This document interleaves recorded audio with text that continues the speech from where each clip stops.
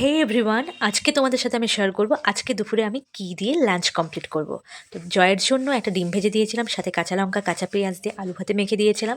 আমাদের জন্য অল্প করে একটু শিম ভেজেছিলাম, আর আগের দিনে দুটো বেগুন ভাজা ছিল।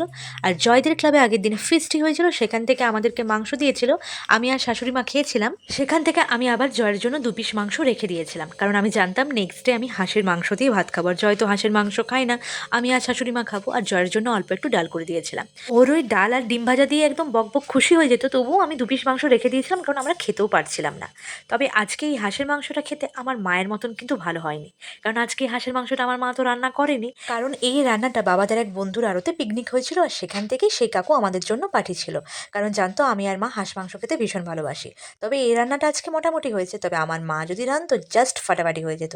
তবু হাঁস মাংসের তো একটা গন্ধ থাকে, সেই কারণে ভাতগুলো চেটেপুটে খেয়ে নিয়েছি। আর যদি আমার মা করতো, আরও ভাত নিতাম আর সাথে আরও আঙুল চেটে পুটে খেতাম।